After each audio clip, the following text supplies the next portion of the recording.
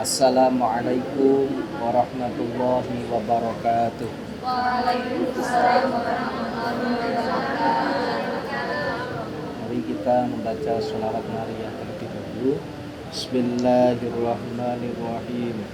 Allahumma Sholli sholatan kamilatan wa sallim salaman taman ala sayyidina Muhammadin al-hadi tanhalu biru qadu wa tanfariju bihil kurabu wa tuqadha bihil hawaiju wa tunalu bihi rawaibu wa husnul khawatimi wa yustasqal ghamamu biwajhil karimi wa ala alihi wa sahbihi fi kulli lamhatin wa nafasin bi'adadi kulli ma'lumillah ya rabbal alamin. Mustafa Sayyidina wa Maulana Muhammadin sallallahu alaihi wasallam wa ala alihi wa ashabihi wa azwajihi wa dhurriyyatihi wa ahli baiti ajma'in wa khususus mu'allifin. Ghafarallahu dzunubahum wa satara ayubahum wa yu'li darajatihim fil jannah wa ja'al quburahum rawdatan min riyadil jannah. Al-Fatihah.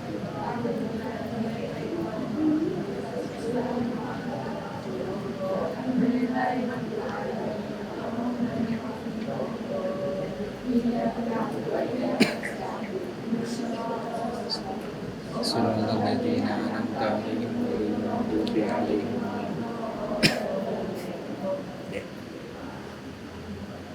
Bismillahirrahmanirrahim. Qala muallif rahimahullahu ta'ala wa nafa'ana bihi wa bi'ulumihi fid dharaini amin Allahumma.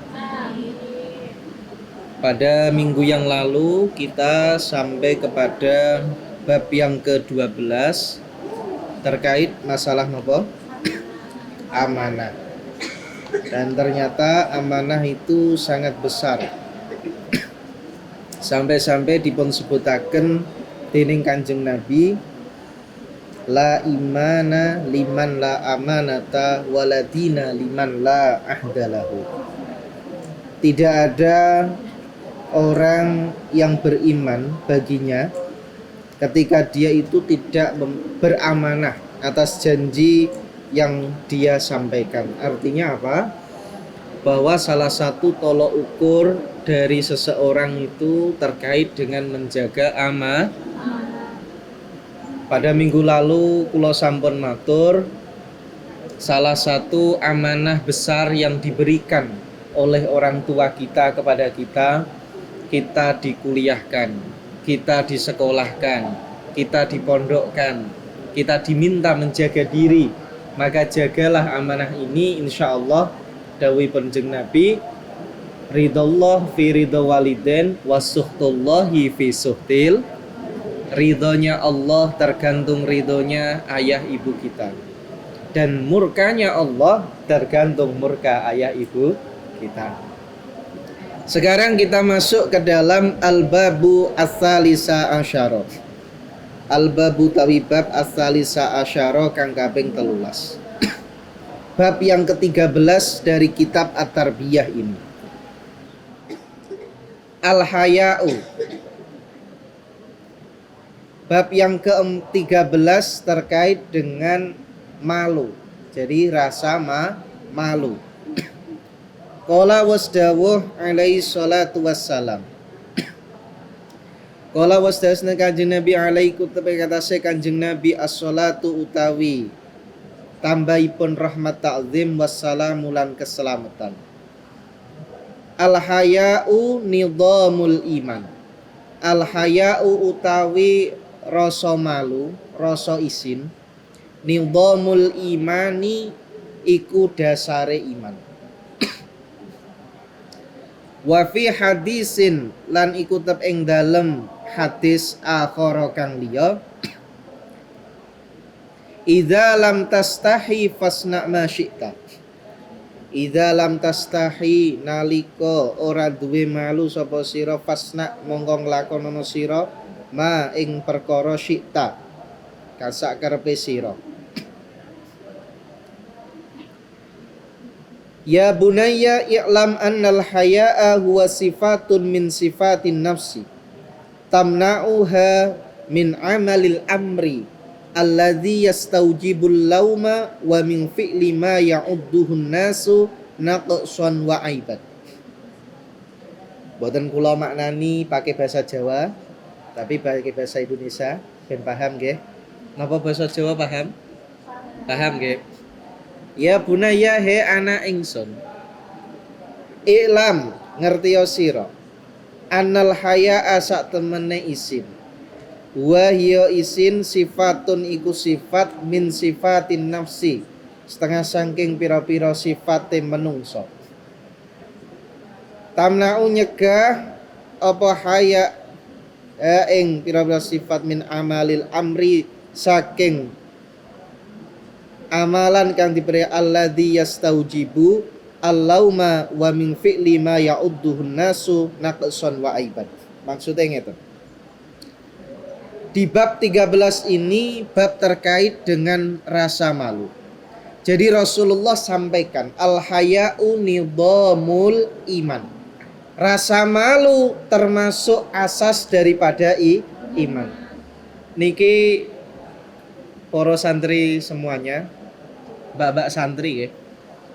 Ketika Kanjeng Nabi dawuh yang namanya malu bagian daripada iman, ini menunjukkan sesuatu yang penting.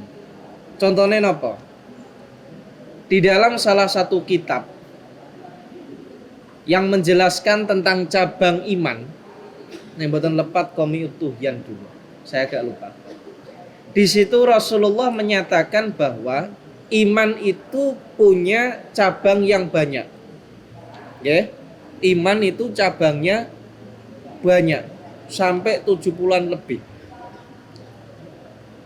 Dan ternyata salah satu cabangnya itu adalah al-haya, yaitu rasa malu. Maknanya rasa malu kok kemudian jadi cabang dari iman, kenapa? Dan cabang dari iman selain malu itu contohnya adalah menyingkirkan duri dari jalan. Itu termasuk cabang dari iman. Lah malu ini termasuk cabang iman sebab nopo? Kula jenengan kabeh niki wis didadekno karo Gusti Allah. Jenengan wis digawe apik-apik kaya ngene dadi seorang putri yang cantik-cantik insyaallah. Ya muga-muga cantik daleme, cantik luare Allahumma. Nek ngendikan yo sing apik-apik. Sebab apa? Orang berbicara itu menunjukkan bagaimana jati dirinya. Paham nggih? Nek panjenengan sebagai seorang anak putri ngomonge wae kok elek-elek, ya berarti jerone sampean elek kaya omongan. Paham niki? Kadang-kadang omongane apik durung mesti jerone apik. Apa meneh nek jerone nek jabane elek, ya kemungkinan jerone elek. Mangkane malu kepada orang tua contohnya napa? Karo ibuke ya cara wong Jawa niku nek basa ampun jangkar. Jangkar ngerti? Jangkar niku mboten basa. Nggih.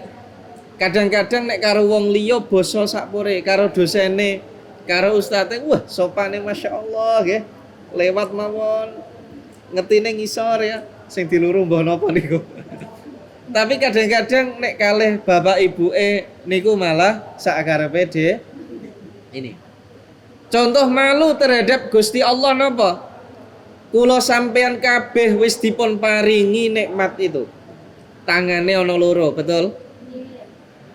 Sikile yo iso mlampah. Mripate yo iso melek. Dur kaya piye nek misale wis dikei kalih Gusti Allah sing kathah, ternyata kok tidak digunakan secara maksimal untuk ibadah kepada Allah, malu mboten? Ya kudune malu. Ning kadang-kadang kula sampean mboten malu. Wis diparingi kesempatan dening Gusti Allah iso kuliah, iso mondok, iso banyak hal, tapi kadang-kadang tidak ada kontribusi yang nyata kepada Allah. Maka di sini dikatakan al-haya'u nidhamul iman. Malu bagian daripada iman. Di dalam hadis yang lain Kanjeng Nabi dawuh, ketika kalian tidak punya malu, silahkan lakukan apapun yang kalian suka. Ini dicatat dalam diri. Ketika kalian, kata Rasul, tidak punya rasa malu, monggo ngelakoni opo wae silahkan. Tapi coba kita itu kalau berbuat dosa maksiat malu apa takut?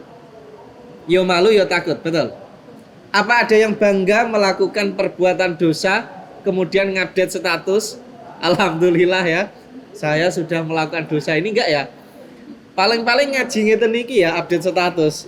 Bunda, kula ngaos Bu, nggih. Besok ditambah nggih uang sakune ya, paling ngoten ya. Nek nglakoni apik niku kadang-kadang diobral. Tapi kalau melakukan kemaksiatan, coba kalau ada orang yang lihat, malu ndak? Padahal Gusti Allah Maha Meli. Ini penting. Kita itu wabeh niki sekarang masih dihormati orang. Masih gelem ana koncone sing ngonconi. Mergo napa? Dosane isih ditutupi karo Gusti. Betul? Masih ditutupi sama Allah. Coba dosa kita itu dibuka sama Allah, kira-kira ada orang yang hormat sama kita enggak? Ya, berarti masih berharga bendera. Bendera wae dihormati ya. Oh, kita enggak ya. Maknanya apa? Kita itu seperti ini karena masih ditutupi kesalahan aib kita kepada Allah Subhanahu. Yang perlu digarisbawahi dalam diri apa? Ya Allah, kita ini harus punya malu terhadap Allah. Karena apa? Allah itu sudah ndawuhake bahwa beliau itu melihat apapun yang dilakukan oleh hambanya, sekalipun tempat gelap gulita, sekalipun gak ada orang yang tahu, sekalipun dia di tempat yang amat jauh, karena Allah Maha melihat. Maka konteks malu ini seharusnya kita ijawantahkan dalam konsep yang namanya ihsan. Orang kalau ihsan, pernah kan satu saat Kanjeng Nabi niku ketamunan tiang orang. Orangnya itu berambut hitam, berbaju putih. Tiba-tiba datang tidak tahu asalnya dari mana. Maka kemudian tanya pada Rasulullah, tanya tentang iman, tanya tentang Islam. Setelah tanya itu orang tadi mengatakan sodaqta ya Muhammad. Engkau benar ya Muhammad. Maka kemudian beliau tanya pertanyaan ketiga. Pertanyaannya adalah, ya Muhammad, hei Muhammad, Nabi Muhammad, ahbirni, tolong informasikan kepadaku, ma huwal ihsan, apa itu ihsan? Maka Kanjeng Nabi dawuh, ihsan itu anta'budallah ka'annaka tara fa illam takun tara fa innahu yaraka.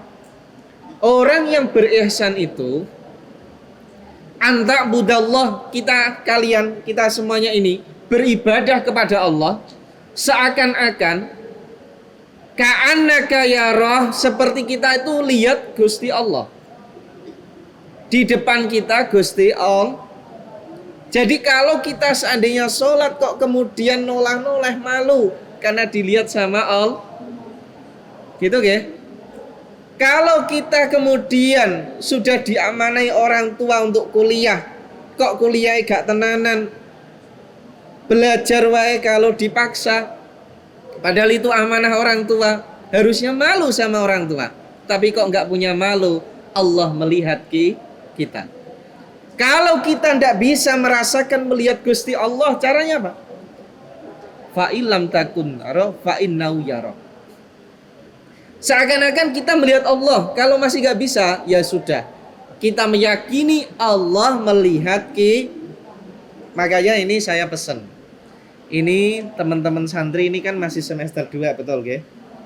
Biasanya itu semester 2 niku wis khusuk-khusuk. Nggih? Mergo durung pati ngerti gemerlape donya, nggih. Wong mungkin simpang 5 wae kesasar. Mun nate teng simpang 5 dereng? Sampun nggih. Sering nggih? Lah, mungkin pun semester sekian niku kadang-kadang rasa malune karo Gusti Allah pun ilang. Mboten saged jaga awake dhewe Ini paham nggih? Kalau sampai rasa malu sudah hilang kata Rasul, berarti keimanan kita juga bisa runtuh. Makanya teman-teman yang putri ini, kita ingat apa yang disampaikan di kitab ini. Anakku, i'lam annal haya'a wa sifatun min sifatin nafsi tamna'u min amri alladhi yastaujibul lauma wa min fi'li ma ya'uddun nas naqsan wa aiban. Ketahuilah sesungguhnya malu itu merupakan sifat dari sifat-sifat manusia yang mampu menyegah manusia itu untuk melakukan sesuatu yang dilarang Gusti Allah. Jadi kalau kita punya malu itu, insya Allah kita itu tidak akan melakukan sesuatu yang dilarang Allah. Khususnya ini saya pesan pergaulan putra putri. Mergo napa? Remaja-remaja santri-santri ngeten iki. Kita itu semakin dewasa, memang Al-Qur'an sudah menyebutkan zuyyina linnas hubbus syahawat minan nisa wal qana tiril muqantari ila akhiril ayat. Jadi manusia ini dihiasi hubbus syahawat dengan adanya syahwat. Nggih, rasa cinta. Jenengan kagungan cinta mboten? Kalau laki-laki cinta kepada perempuan cinta kepada nggih, aja perempuan karo perempuan naudzubillahi min dzalik. Kaya kaum Nabi Lut mengko mundak diazab nggih. Lah, putri seneng karo cah putra niku biasanya muncul syahwat itu seiring dengan perkembangnya dan bertambahnya usia. Paham niki? Makanya kados jenengan semua ini rentan. Harus dikuati rasa malu terhadap Allah. Sebab nopo? Ketika zuyyina linnas hubbus syahawat, dihiasi dengan syahwat itu, kadang-kadang mengkolali karo imane. Makanya dalam teori Al-Qur'an mengatakan la taqrabuzi, ojo cedak-cedak zina. Tetap cedak-cedak gak boleh. Kalau selain cedak-cedak tambah rain tuh kan ngoten. Karena apa? Kita mendekat itu ndak akan kuat. Ini mendekat gak kuat. Karena apa? Al-Quran sudah mengatakan jangan dekat-dekat. Karena apa? Ketika ada dua orang berkholwat laki perempuan, ketiganya itu setan. Dan setan ini dahsyat luar biasa. Mohon mboten usah berkholwat. Zaman saat ini niku wonten hatif, wonten HP nggih. Teng kamar ngoten mawon nggih. Nembe WA-an mawon. Niku pun ya Allah, iso kesetrum ini ya. Nggih. Harus malu sama Allah. Tat, gak apa-apa tat, HP saya kan tak password. Nggih. HP saya tak password, gak ada orang yang tahu. Saya aja kadang lupa passwordnya apa. Jadi kalau orang gak ada tahu kan gak bisa lihat chattingan saya. Allah li. Bahkan provider itu lihat toh. yang punya jaringan itu bisa membaca chat Anda. Oke?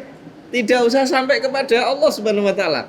Yang punya jaringan itu bisa melihat, menyadap chat kita, betul? Saya tenang saja. Saya itu sudah ahli. Maksudmu apa? Setelah saya chat-chatan panjang kali lebar, itu biasanya saya langsung clear chat. Saya hapus. Ketika sudah dihapus itu, apakah chatnya betul-betul terhapus? Jenengan bisa mengembalikan chat itu lagi. Itu ilmu di dunia, apalagi ilmunya Gusti. Nah ini loh. Kalau mikir begitu, takut Mbak. Bisa-bisa mengko HP ini dibuat nek kali ngarep asrama ya. Coba, ya minimal ngeten nggih. Nek cara wong Jawa, ngono ya ngono ning aja kan enak niki. Ngono ya ngono ning aja ngono. Manane apa ya dimanani dhewe. Nah, wa min fi'li ma ya'udun nas naksan wa aiban. Dan perilaku malu ini, khususnya malu pada Gusti Allah, bisa mencegah kita dari perbuatan yang dosa, dari perbuatan aib, dari perbuatan yang bisa membuat kita itu menjadi rendah. Kita itu manusia itu tinggi derajatnya daripada ciptaan Allah yang lain, termasuk binatang dan seterusnya. Tapi kadang-kadang di dalam Al-Quran disebutkan balhum adol. Bahkan mereka manusia bisa lebih rendah daripada binatang. Sebab apa? Sudah diberikan akal pikiran, tapi rasa malunya tidak dipakai. Kalau hewan itu, mereka tidak punya malu. Karena apa? Tidak punya akal pikiran. Wes gampangnya ngeten. Kita itu semakin punya rasa malu, khususnya kepada Allah, kepada Rasulnya, dan kepada sesama, uripe insya Allah selamat. Dijogo karo Gusti. Paham niki? Misale boten barange, boten dipen, ngaten nggih. Pomo meh nyambut, ya matur rumiyin. Nek bar matur ya dipelekke nggih. Wis matur terus dilali-lali ya ora dipelekke nggih. Ampun. Oh, misale kemudian ana cuciane koncone kok ketut. Iki ngene sapa ya? Malu kalau diambil, maksudnya diambil dipek, ya dibelekke ning koncone. Nanti bergaul dengan temennya di kuliah atau apa, jaga jaraknya nggih. Alhamdulillah kalau di Unisula itu kita kuliah itu putra-putri dipisah nggih. Biasanya jenengan sebelah kiri atau kanan? Belakang. Nggih. Yang penting dipisah nggih. Nggih. Ketika di kelas dipisah, nggih, di luar kelas juga dipisah. Ini. Nggih. Kita chattingan HP, teleponan HP atau bahkan video callan. Ya Allah, Gusti Allah melihat apa yang kemudian kita lakukan. Bahkan ilmunya manusia saja bisa merekam itu, apalagi ilmunya Allah Subhanahu. Maka teman-teman, kecanggihan teknologi seperti ini, CCTV itu tidak akan bohong. Nggih? Jenengan misalkan sekarang duduk di sini, tidak mungkin dia memanipulasi jenengan tiba-tiba itu tidak di sini. Betul apa betul? Maka dengan era kecanggihan teknologi itu sebetulnya apa? Rasa malu kita itu harus semakin besar pada Allah. Kalau dulu kita zaman kecil, masih ingat betul? Ketika Arab napa niki nyetel film atau syutingan zaman kita kecil, itu pakainya adalah kaset besar, masih ingat? Besar ke kasetnya ke? Terus kita waktu sekolah itu komputer itu masih pakai apa itu? Kaset ya, kotak itu loh. Jenengan pernah pakai kaset kotak enggak? Komputer itu loh. Pernah? Besar ke? Dan itu hanya menyimpan sedikit. Disket.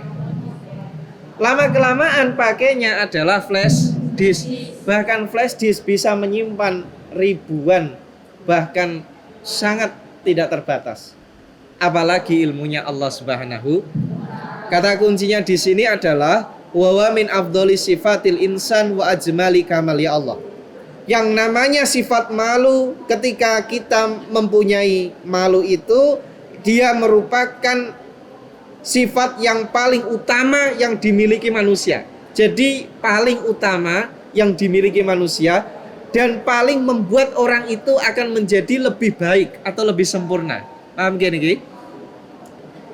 Dan insya Allah wa ajal lini amillahi alaihi akan mendekatkan kita mendapatkan nikmat-nikmatnya Allah Subhanahu. Maka para santri semua tak dongake, moga-moga nek jenengan menjaga rasa malunya baik pada Allah, pada Rasul, pada orang tua, pada sesama, nanti hidupnya berkah Allahumma. Delalah diberikan jodoh yang soleh, yang terbaik, karena panjenengan sudah menjaga rasa malu pada diri Anda terhadap Allah Subhanahu wa ta'ala. Mudah-mudahan kita semuanya diselamatkan, diberi keberkahan oleh Allah. Amin Allahumma. Al-Fatihah.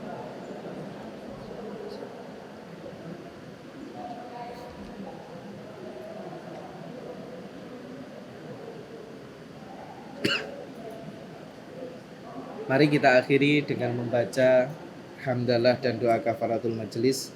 Alhamdulillahirabbil alamin. Subhanakallahumma wa bihamdika asyhadu an la ilaha illa anta astaghfiruka wa atubu ilaik.